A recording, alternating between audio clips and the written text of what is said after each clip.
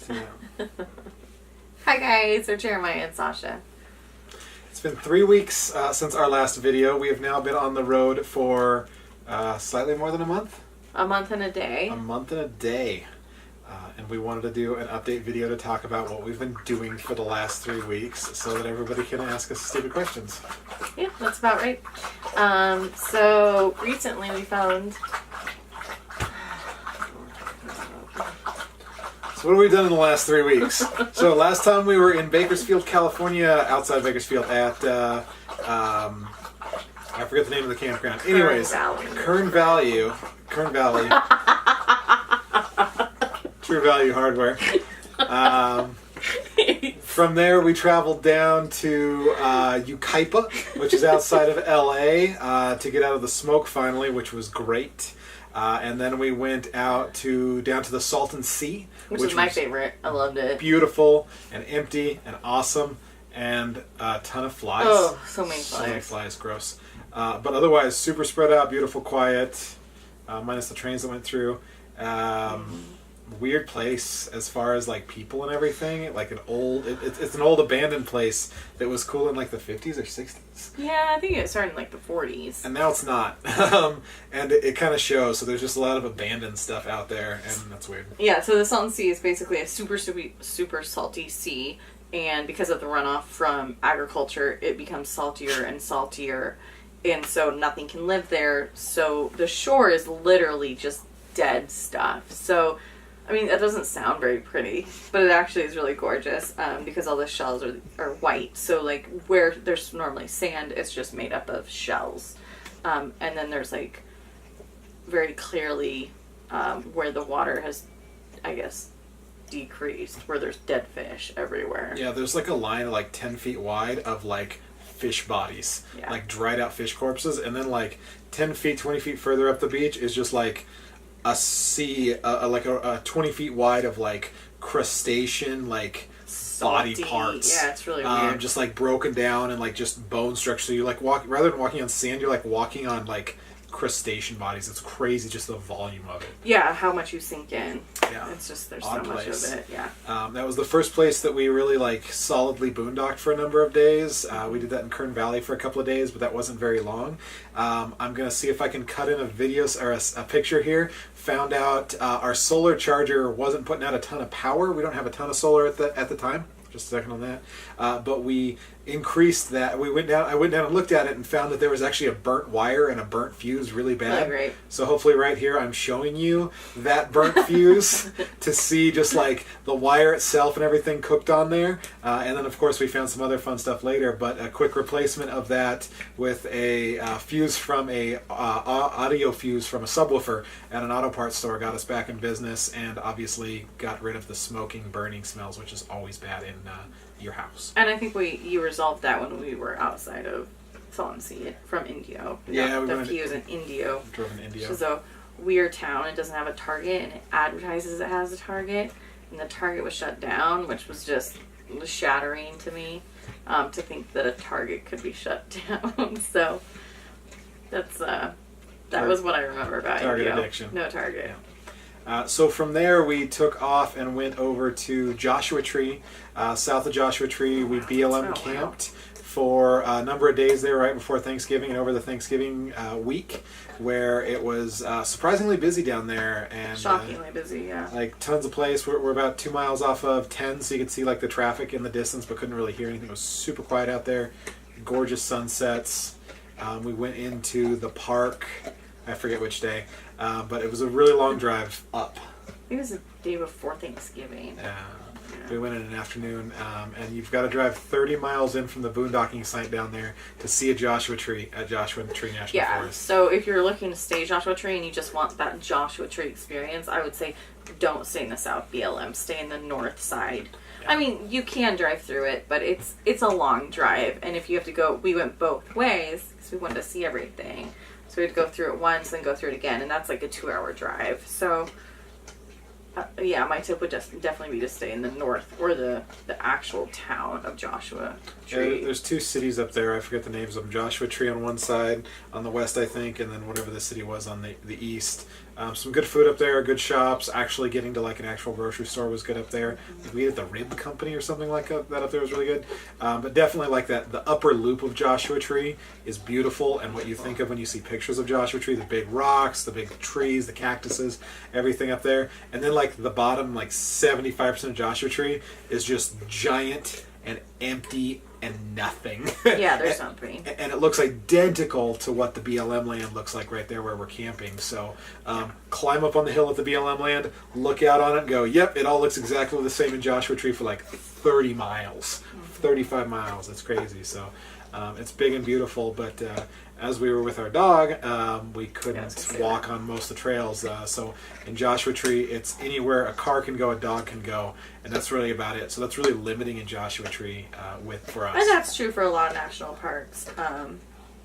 So that was just something we just have to consider. But state parks are often a lot easier to have a dog with you. So we'll just plan around it.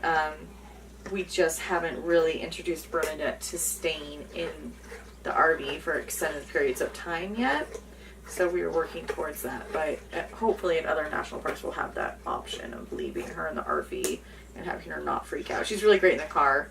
But there was just so many people. Where we could take her, there was just so It's really many busy. It was really, really busy tourists. around There were people just Thanksgiving. posing everywhere for pictures Yeah. and stuff. So, yeah, it was a lot busier than I expected for a random week in November. Every parking lot was like at capacity and overfilled. So Yeah, it all was the just really hard to campgrounds. like go do anything when everything was full. Yeah, there were spots we didn't even stop at because people had started.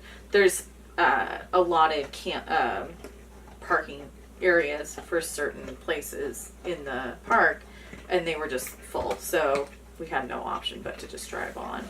By the time we came back through, it was dark, so we missed a few of those. But So after Joshua Tree, we headed out to Quartzsite, which is like the mecca of RVers. I would call it old people, that love rocks. yeah, but it's really like old people party in the desert, like any of the other festivals that goes big for dance or music festivals, but like old people.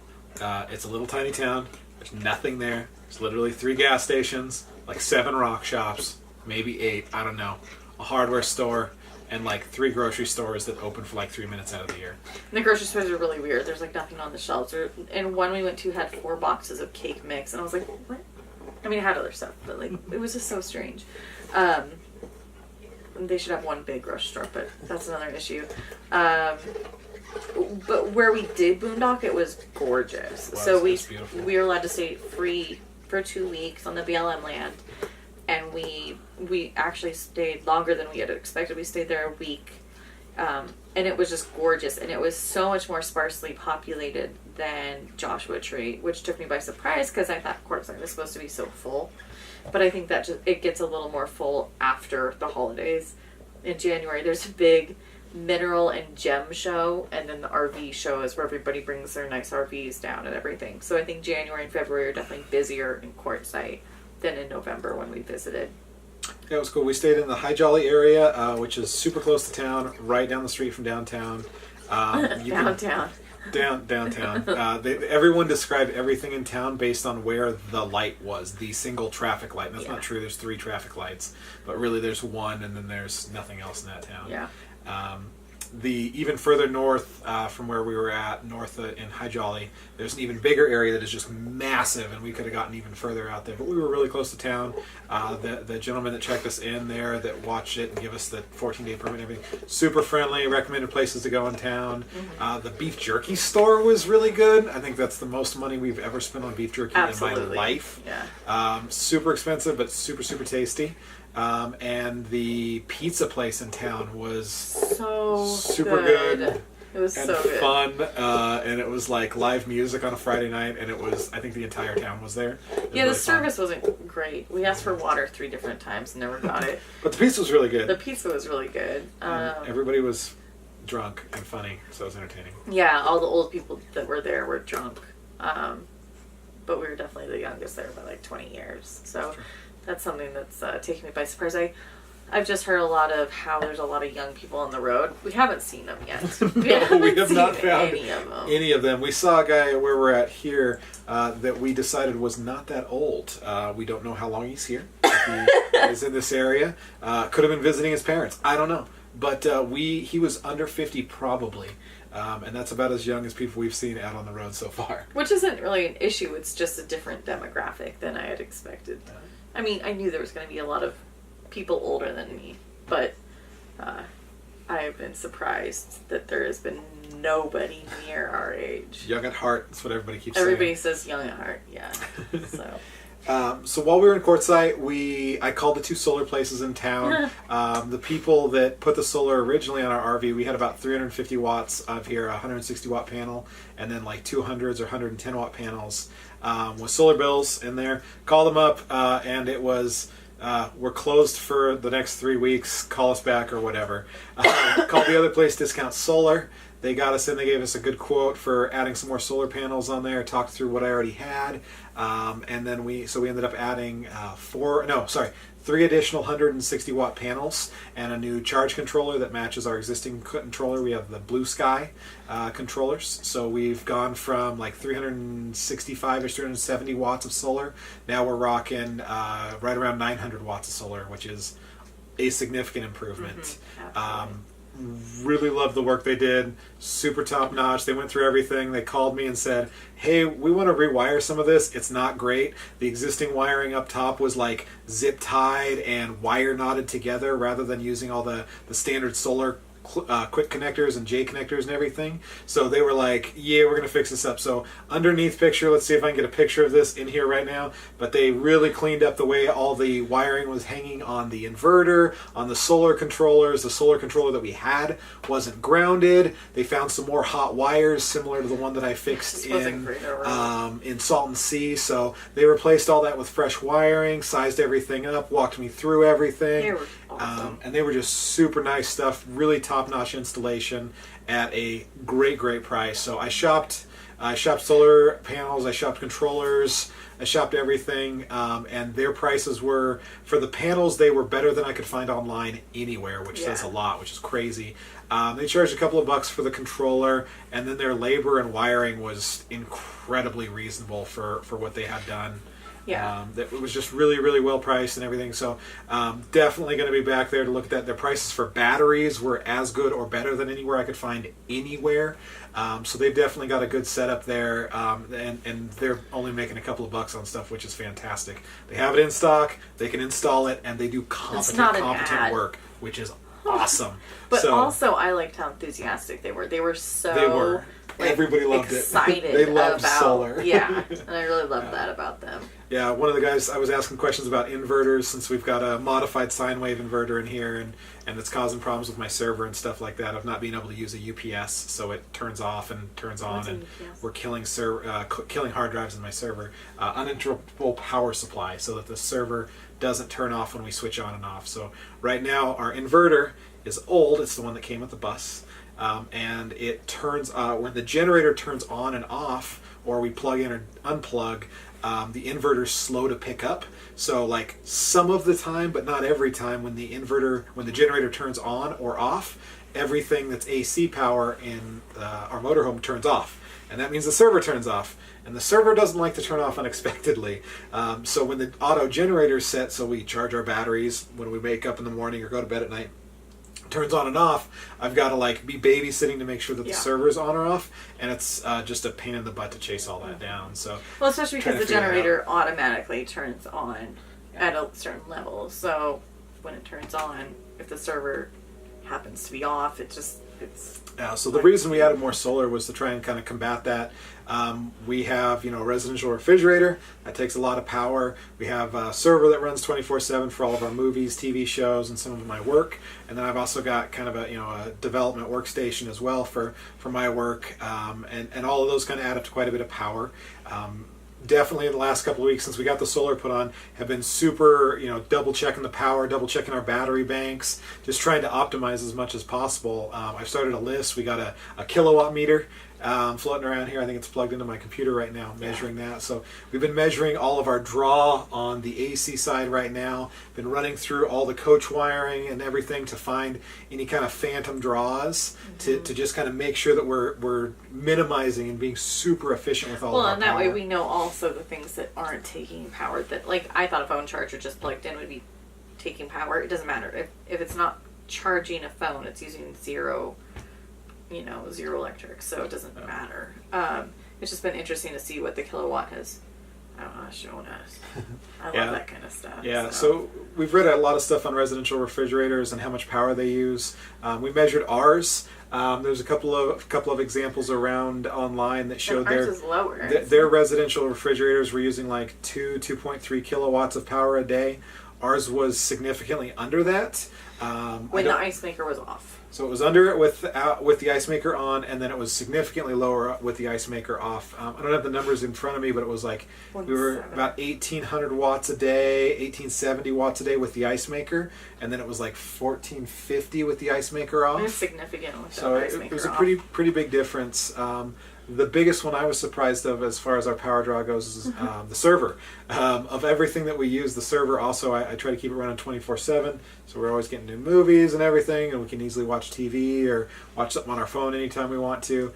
But it's a big power draw. It uses like 900 watts a day of power, so we're trying to figure out how, if we're going to turn it off some hours in the middle of the night. If we turn the server off, we can turn our internet off while we're sleeping, but sometimes you roll over in the middle of the night and you want to surf on your phone or something.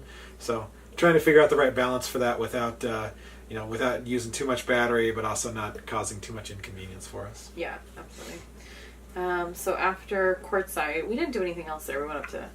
We didn't do anything RV related there, really, did we? No, we went to Parker to get some groceries at the Walmart. The most diverse parking lot of cars I've ever seen.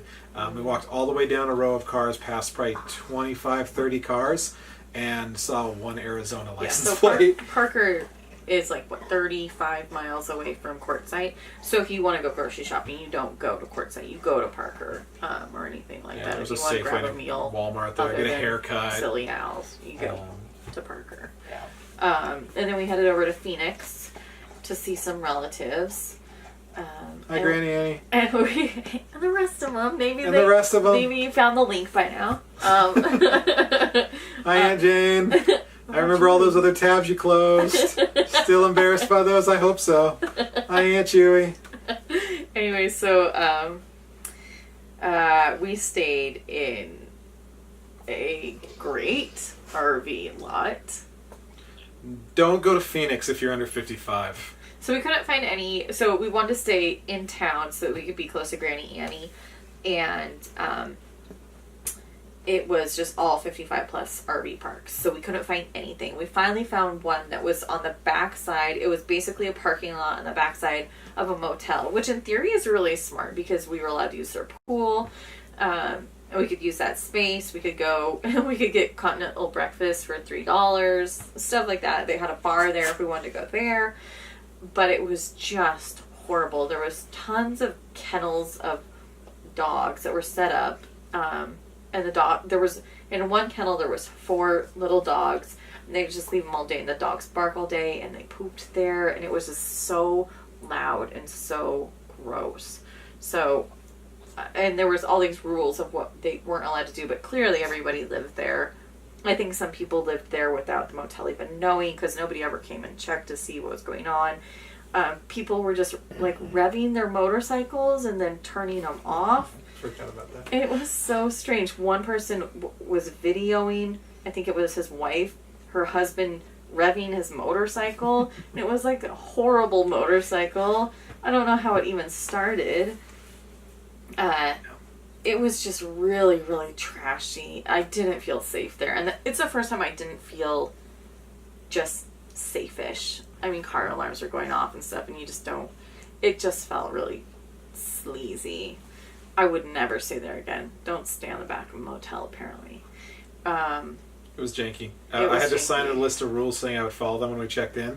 And I could walk down the list of 10 rules, and I could see 8 of them were obviously broken. Like, no dogs outside. There's 6 kennels. No leaving your dogs in the RV. There's 3 dogs barking right now. Constantly. No permanent setup. Here's a pile of 2x4s holding up an AC unit in a window. It was just over and over. It was clearly they weren't doing anything to enforce it. Nobody was funky or anything like that. They just kind of stayed to themselves. But it was janky. It was clearly the worst park we've stayed in so far. And yeah, without doubt. I just felt bad because I didn't want to leave Bernadette at any point because there were so many barking dogs, and I just felt like we had to bring her.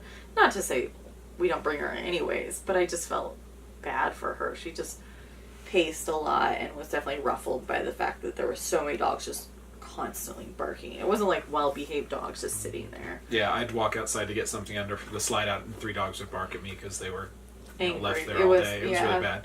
Yeah. Pluses of Phoenix. We got to go to stores, real stores. We got to go to Fry's and get real electronics. We went to Target. We went to Costco. Costco. We felt like nothing, but we still went. It's fantastic to go to a real city and go to real stores, since Amazon's still kind of a pain to ship stuff around. Figuring that out. Everything.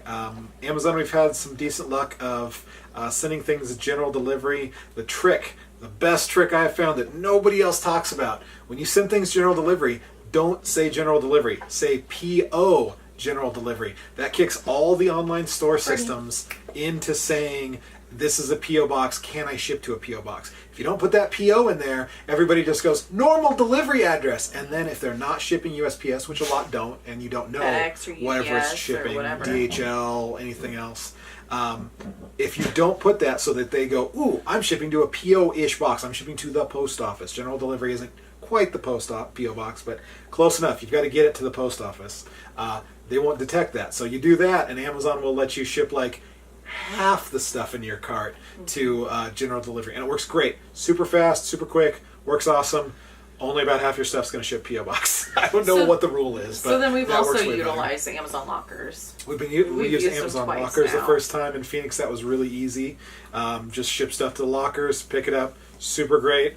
Don't trust the delivery times on the lockers. The lockers will say it's going to be longer, and then they'll be there on the guaranteed 2-day, and then they'll only hold them for 3 days. And we found the 3 days includes the last day they say pick it up by. Yeah. So that was... or until the delivery time, at least. Yeah, we shipped something to Tucson knowing that it was going to get there after we were leaving Phoenix, and they said delivery time of I don't remember what it was. It was a couple days after we were going to be gone. And by the time it was like, oh yeah, delivered Friday or something ridiculous. It's delivered like 3 days early. Yeah, so when you're traveling, it's something that we just have to account for is the delivery with Amazon, which is great if you're residential, is oftentimes earlier than they expected. So you just have to really be aware, be flexible to go pick up your package, or make sure that the package isn't so important that you can't let it go back to Amazon. So... yeah, Phoenix was fine. Phoenix was Phoenix. Yeah, I mean, we were there to see relatives, so that was really the whole point we were there. And now I've seen all the relatives. We don't have any more relatives to see. We can go wherever we want to. It's fantastic. No, we have friends to see in Maryland. Yeah, it's later. You're both jerks. There's 5 of them now. And your kids are jerks too. Yeah, so now we came over to, we're initially going to go to Tucson. We're like, it's a 2-hour drive. And then we're like, well, we don't really want to stay in another city. So we just been to Phoenix, and we're like, all right, let's go to a little smaller town. So we came down to Benson, Arizona, and it's super cute. Yesterday we went to Tombstone and Bisbee. And Bisbee was just... we got there right around sunset, and it's about 5,500 or 5,700 elevation, so it's super high. I had a headache, and I was grumpy about it. Bernadette is too, apparently. But basically, the houses and all the buildings are built into the mountain, and it's just gorgeous. Yeah, it's this tiny little valley that comes down, and it's just lit so everything's pretty. Right on the side. It's a really small city. It's clearly an old city that's like tall buildings, but like 3 or 4 story buildings that are old and narrow streets. They're and all just brightly super colored. Cute. It would just, they clearly used the whole tourist thing. They wanted to be a tourist town, but I just loved the look of it. We didn't actually stop anywhere. We just wanted to see what it looked like. And then Tombstone was where the OK Corral was. And we went to the Birdcage Saloon. I don't know if it's called a saloon. Theater, the Birdcage Theater, where there's like 26 men shot or something at one point. I don't know, something crazy like that. But those are two places I would definitely recommend going if you were in the Tucson area and you could. Well, I guess it's an hour outside of Tucson. But so Tombstone is about 20 minutes away, and then 20 minutes after that was Bisbee, which is crazy because what elevation are we at here? Like 3,200. Yeah, so we went up quite a ways. So it's a big one. Yeah, but that's what we're doing now. We're here in Benson, staying here for a few more days, and then heading over to New Mexico, and then to El Paso. Well, I guess we're just going straight to El Paso now, aren't we? Straight to El Paso. 4-hour drive. Got to fly out for work next week, and we're gonna, of course, get my Texas residency and get this registered under Texas plates and everything. So that'll be fun to walk through how that process works with the. I've got to get a non-CDL Class B license for Texas. Oregon doesn't require you to have one to drive an RV. You can have the biggest RV in the world in Oregon with no license. Texas license. requires you to have a non-CDL higher class license if you're over 26,000. So he gets to take a driver's test all over again. Yes, I do. So that'll be fun. So we're actually staying in Benson. We're staying at our first Escapees Park. It's a co-op. It's pretty cool. The sites are gargantuan. They're huge. Massive, huge. 55 by 70, 60 by 70. Huge sites. Huge. Most of them So have nice. little casitas on them, which is really cute little, like, almost houses, but no sleeping quarters. Really cool. Everybody's incredibly friendly. And the area is great. Beautiful hiking area, dog park. Sunsets are beautiful. Sunsets are awesome. What are those mountains called? I always forget. Those are the Diggly Doo or something? Dragoon Mountains. Dragoon. So it's really pretty. Great park. Very affordable. First week you get to spend here is like $65 plus electricity. So we're Full pushing hookups. like Yeah. $12-13 a day. Full hookups, TV, everything. The internet's actually pretty passable, which is crazy. So because there's so many RVers here kind of in this winter area, our Verizon goes to crap every night. So I actually switch back over to the park Wi-Fi at night. And then in the morning during the workday, I switch over to the Verizon card and it works better. So I guess everybody here in the park's like 1,000. So they go to bed pretty early. And then they watch TV or stream all day. I don't know how it works. But They called us the other morning. We wanted to have a tour set up. They called Jeremiah at 7:30 in the morning. I was like, they're calling you at 7:30 in the morning. Do you know how many people are asleep at 7:30 in the morning that are our age? But apparently not here. so we are the youngest people here by like 30 years, Yeah. maybe more. They're so nice though. I've never They're so met this nice. many So people that are nice. so nice, and they all say you'll stay longer, you'll want to stay. Facilities are awesome. They have everything. They don't have a pool, They don't have a pool. so they don't have everything because to me a pool or a hot tub, is what she wants. so important. I would love to be able to work on a pool or soak in a hot tub. We don't have a bath here, and I was addicted to baths, so they don't have that. But they have so many activities. They have 2 or 3 activities a day. They have happy hour every day. They have one for the wussies down at the clubhouse when it's cold like this because it's 60, maybe 70 degrees. They're all wearing winter jackets, full winter jackets. On it. They're wearing layers because it does warm up in the afternoon. And then they have one at the park for the non-wussies where people go and you bring your own drinks and sometimes you have a dish to share and stuff. And then they have like chorus musicals every spring and fall, and I get the impression it's just really a closely knit community where they really embrace us. So there's been several people that have given us hugs. It's definitely the first time I've gotten a hug from someone at an RV park. So It's good. It's a lot of fun. Really like them. So we're definitely going to check out some more of the Escapees parks yes, as the we co-ops for travel sure. around. For sure, we're going to miss the I think one there's in 11 New of them. Mexico, or maybe we are going to. I think we're going to hit the one in New Mexico, or maybe not. On I the don't way remember. back.